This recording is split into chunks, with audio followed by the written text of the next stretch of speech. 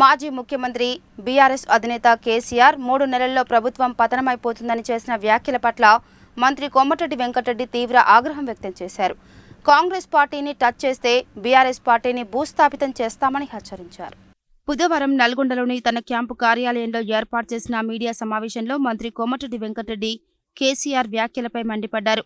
ఏడాదిలో ప్రభుత్వం పడిపోతుందని కేసీఆర్ మాట్లాడడంపై తీవ్ర ఆగ్రహం వ్యక్తం చేశారు. కాంగ్రెస్ పార్టీని టచ్ చేస్తే బీఆర్ఎస్ పార్టీని భూస్థాపితం చేస్తామని హెచ్చరించారు.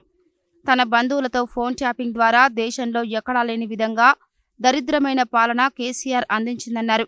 దొంగ దీక్షల ద్వారా తెలంగాణ కోసం పులినోట్లో తలపెట్టి తెలంగాణ తెచ్చాలని చెప్పుకొని కాలం గడిపాడన్నారు. కమిషన్ల కోసం కాళేశ్వరం కట్టారని, కానీ తాము ఎస్ఎల్బీసీ సొరంగ మార్గాన్ని పూర్తి చేసి నీరందించే పనులు చేపడుతున్న ప్రభుత్వంపై విమర్శలు చేయడం సరికాదన్నారు. రేవంత్ రెడ్డిపై కూడా అనుచిత వ్యాఖ్యలు చేయడాన్ని విమర్శించారు.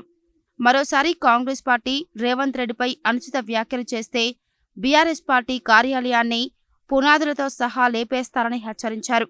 ఈ సమావేశంలో కాంగ్రెస్ పార్టీ పట్టణ అధ్యక్షుడు గుమ్మల మోహన్ రెడ్డి, జెడ్పీటీసీ వంగూరి లక్ష్మయ్య తదితరులు పాల్గొన్నారు. మా పథకాలు 3 నెలలు అన్ని ఇంప్లిమెంట్ చేయగానే ఎలక్షన్ కోడ్ వచ్చినాయి. ఆ కోడ్ రాకపోతే దశల వారీగా 2 లక్షల రుణమాఫీ అందరికీ చేయాలని నిర్ణయించుకున్నాం. ఇప్పటితో కూడా దానికి కట్టుబడి ఉన్నాం. అలాగే వీరందరికీ మీ అందరికీ కూడా తెలుసు, నల్గొండలో కూడా డెవలప్మెంట్ కార్యక్రమం దాదాపు 300-400 కోట్లతో నల్గొండ మున్సిపాలిటీకి 300 కోట్లతో R&B రోడ్స్ డబల్ రోడ్గా చేయడం కానీ, 20 కోట్లతో స్కిల్ డెవలప్మెంట్ సెంటర్ పెట్టడం, ఇప్పుడు ఫ్రీ ఎంసెట్ కోచింగ్ కూడా నడుస్తున్నది. గవర్నమెంట్ హాస్పిటల్ కూడా సందర్శించి 3 గంటల పాటు రివ్యూ చేసుకుంటూ జూన్ ఎండింగ్ వరకు మెడికల్ కాలేజ్ బిల్డింగ్ని పూర్తి చేయించి ఇక్కడున్న కాలేజీని అక్కడ షిఫ్ట్ చేయించి జూలై ఎండింగ్ వరకు ఫుల్ ఫ్లెడ్జ్గా ఈ హాస్పిటల్లో ఉస్మానియా గాంధీ తర్వాత ఎక్కువ డెలివరీ కేసులు కానీ ఇన్ పేషెంట్ అవుట్ పేషెంట్ వచ్చే పెద్ద హాస్పిటల్ నల్గొండ. అప్పుడు నేను కట్టించిన బిల్డింగ్ తప్ప ఒక షెడ్ లేదల్లా. ఇవాళ అక్కడ అక్షయ పాత్రను భోజనాలు పెట్టిస్తున్నాం వచ్చే పేషెంట్లకు కానీ వాళ్ళ అటెండర్లకు. బయట వాళ్ళు ఎండలో కూర్చుంటున్న వాళ్ళు ఎవరైనా పేషెంట్ వాళ్ళు వస్తే తల్లిదండ్రులు దానికి కూడా ఒక షెడ్డు రేపటికెళ్ళి వర్క్ స్టార్ట్ చేయమని చెప్పిన పైన ఒకటి పర్మనెంట్ స్ట్రక్చర్ ఒకటి కడుతున్నాం వెయిటింగ్ హాల్ లాగా. దాంతోపాటు పేషెంట్లకు సంబంధించి కానీ ఒకటి క్యాన్సర్ రీసెర్చ్ కూడా, ఇక్కడ క్యాన్సర్కి సంబంధించిన ట్రీట్మెంట్ లేవు కాబట్టి దాన్ని ప్రభుత్వ పరంగా క్యాన్సర్ ట్రీట్మెంట్ కోసం ఒక హాస్పిటల్ కట్టాలని ఆ ల్యాండ్ గవర్నమెంట్ ద్వారా కేటాయించుకొని ప్రతీక్ ఫౌండేషన్ ద్వారా దాన్ని ఏర్పాటు చేసే ఆలోచనలో భాగంగా ల్యాండ్ కోసం చూస్తున్నాం.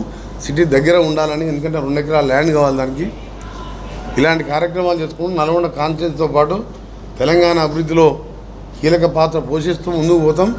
ఒకవైపు కాంగ్రెస్ పార్టీకి కూడా ఇవాళ నేను సికింద్రాబాద్లో కిషన్ రెడ్డి అనే 5 ఏళ్ళు క్యాబినెట్ మినిస్టర్ ఉన్నాడు, 5 రూపాయలు తెచ్చుకోలే. మూసీకి సంబంధించి 10,000 కోట్లు తెచ్చుకోలేదు. నేను పార్లమెంట్లో 10 సార్లు మాట్లాడినా. ఆయన కాన్స్టిట్యూన్సీ ఉంటుంది మూసీది, అసక్కలేదు. అక్కడ సికింద్రాబాద్ బాధ్యత చూసుకుంటూ స్టేట్ మొత్తం స్టార్ క్యాంపెయినర్గా అన్ని పార్లమెంట్ తిరుగుతూ 13-14 సీట్లతోని గెలవబోతున్నాం. గెలిచిన తర్వాత పరిపాలన మీద దృష్టి పెడతాం. స్థానిక సంస్థల ఎన్నికలు ఉంటాయి, అవన్నీ ఒకే ఎత్తు. జూన్ 5వ తారీఖుకి వెళ్ళి మా పరిపాలన స్పీడప్ అవుతుంది.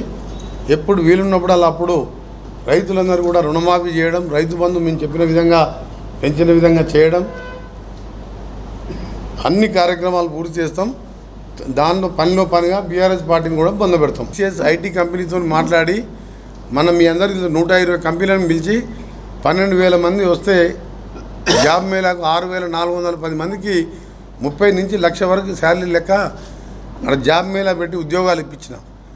దాన్ని ఈ ఐటీ హబ్ని ఇప్పుడు కట్టిన ఐటీ హబ్ని టీసీఎస్ వాళ్ళతో టైఅప్ చేసుకుంటూ కనీసం 1000 మంది కెపాసిటీ అన్న 1,200 మందిని లోకల్లో ఉన్న ఐటీ క్వాలిఫైడ్ వాళ్ళని అవసరం వస్తే వాళ్ళకి ట్రైనింగ్ అన్న ఇప్పించి టీసీఎస్ కంపెనీ వాళ్ళ హెడ్తో మాట్లాడినా తప్పకుండా అక్కడ ఉద్యోగాలు వాళ్ళు కట్టి వదిలిపెట్టేసి అలా 20 మంది కూడా లేరు. అలా ఐటీ హబ్బే కాదు, యూనివర్సిటీని కూడా ఎట్లా మోడల్గా చేస్తున్నాం మీకు 1 ఇయర్ తర్వాత తెలుస్తుంది. నల్గొండ కూడా దాదాపు 450 కోట్లలో 300 కోట్లు టెండర్ అయిపోయింది.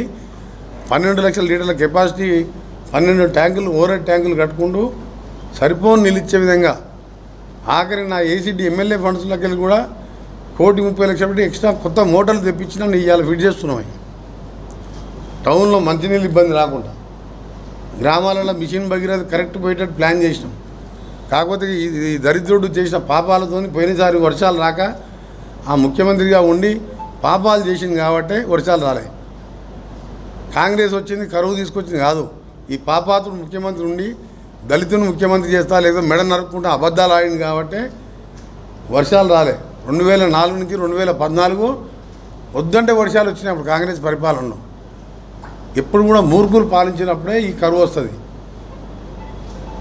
అందుకనే ఈరోజు ఈ ఎస్ఎల్బీసీ తన సొరంగం పూర్తి చేయడం 24 గంటలు 3 సంవత్సరాల్లోనే ఇవన్నీ ప్లాన్ పెట్టుకున్నాం.